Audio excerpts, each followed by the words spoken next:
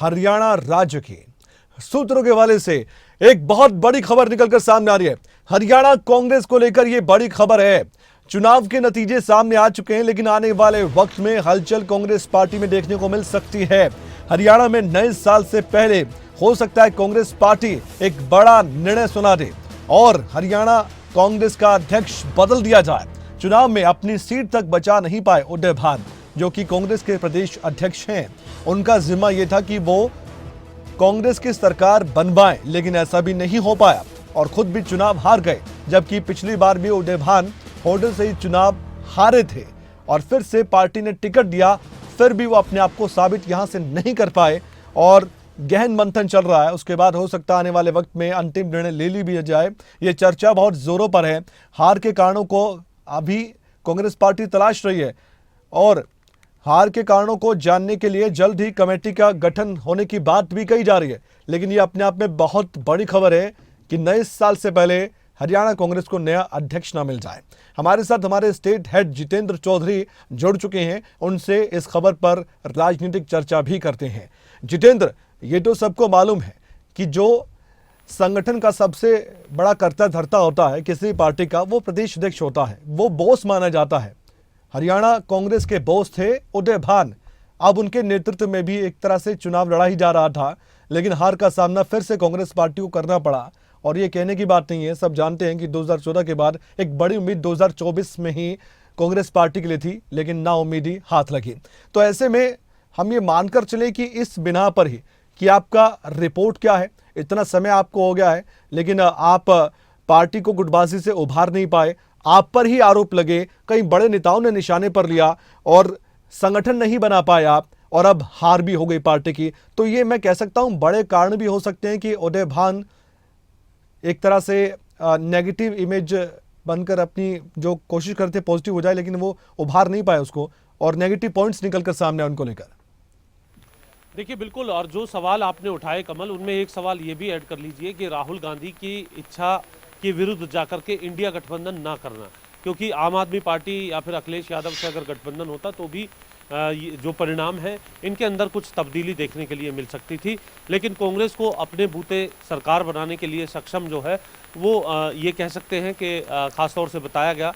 प्रदेश अध्यक्ष उदय भान, नेता प्रतिपक्ष भूपेंद्र हुड्डा लगातार ये बात कहते हुए नजर आ रहे हैं। वोट शेयर को अगर हम देखेंगे तो वोट शेयर में आपको पता चलेगा कि भले ही आम आदमी पार्टी अपनी जमानत जो है इन सीटों पर ना बचा पाई हो हरियाणा के अंदर, लेकिन इसके बावजूद भी अगर हम देखें तो जो वोट का जो अंतर रहा है वो अगर कांग्रेस को शिफ्ट होता तो ऐसी स्थिति में कई सीटों पर परिणाम जो है वो बदल सकते थे। इसमें अगर हम बात करें 32 सीटों की एक सीट जो है उचाना भी इसमें जोड़ी जा सकती है चर्चा के लिए। ऐसी बहुत सी सीटें हैं अगर हम बात करें जहां पर जो मार्जिन है वो इस प्रकार का देखने के लिए मिला है, जहां 3000 से कम, 1000 से कम, 5000 से कम का मार्जिन रहा है। ऐसी हरियाणा के अंदर बहुत सी सीटें हैं जहाँ पर आम आदमी पार्टी के साथ गठबंधन जो है वो कुछ बदलाव यहाँ पर कर सकता था।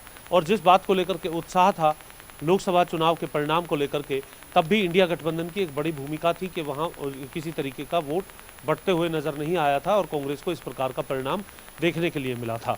इसके साथ साथ अब बात करें 90 के 90 जो प्रत्याशी हैं और उनमें खासतौर से जो हारने वाले प्रत्याशी हैं, इसको लेकर के एक कमेटी का गठन जो है वो कांग्रेस करने जा रही है।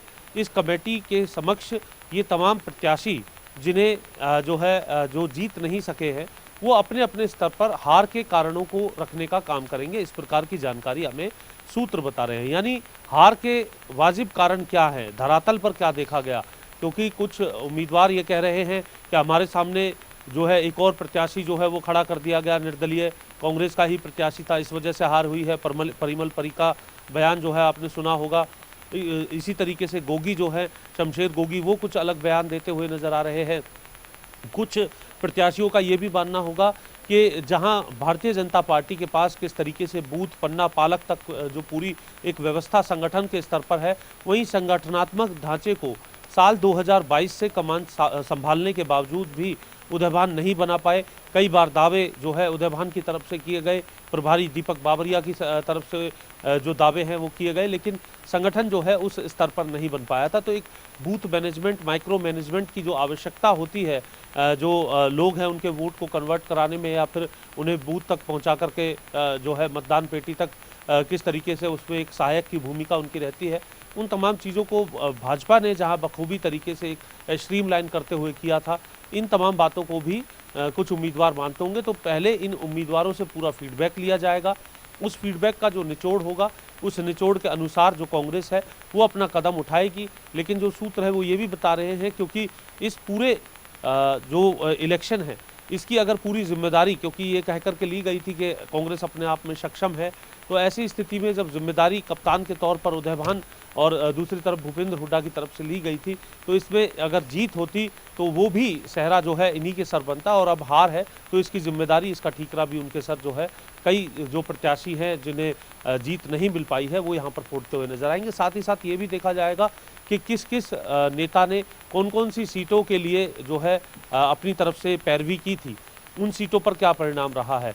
कुमारी शैलजा की सीटों पर, दीपेंद्र हुड्डा की सीटों पर, कुछ सीटें केसी वेणुगोपाल के स्तर पर भी दी गई थी और कुछ अधिकांश सीटें जो है भूपेंद्र हुड्डा के आह्वान पर दी गई थी। तो ये देखना होगा कि उन सीटों पर क्या चुनाव परिणाम रहा है।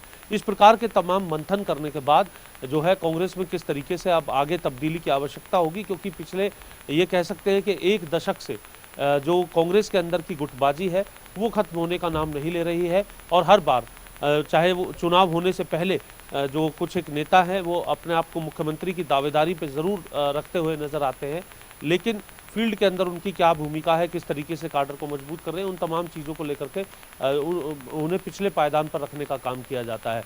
इन तमाम चीज़ों को लेकर के कांग्रेस नेतृत्व अब इस चुनाव परिणाम के बाद ये मान रहा है कि ये जीती हुई बाजी थी, और अगर ये हारी गई है तो इसके पीछे के वाजिब कारण जो है वो पता किए जाएं, और उसके अनुसार आने वाले समय की जो तब्दीलियां हैं उसमें किस प्रकार से तेज़ी लानी है, उन तमाम बातों को ध्यान में रखना है। जिसमें एक विषय यह भी है कि खुद प्रदेश अध्यक्ष अपनी सीट जिस प्रकार से नहीं जीत पाए हैं, तो ऐसी स्थिति में एक नैतिक जिम्मेदारी जो है उनकी किस प्रकार से यहाँ पर बनती है, संगठन के स्तर पर उनके स्तर पर क्या कमी रही है, उन तमाम बातों का मंथन अब होगा। क्योंकि जब हार होती है तब इन तमाम बातों का मंथन होता है, और जब जीत होती है तो सब कुछ जो है वो बेहतर लगता है, ठीक लगता है। तो ऐसी स्थिति में अब कांग्रेस सभी कारणों तक जा करके उस अनुसार कदम उठाने जा रही है, जिसमें एक जो सबसे महत्वपूर्ण जो जानकारी हमें सूत्र बता रहे हैं वो ये कि ये पूरा फीडबैक आने के बाद कांग्रेस में ऐसा हो सकता है कि नए साल से पहले एक नया प्रदेश अध्यक्ष देखने के लिए मिले।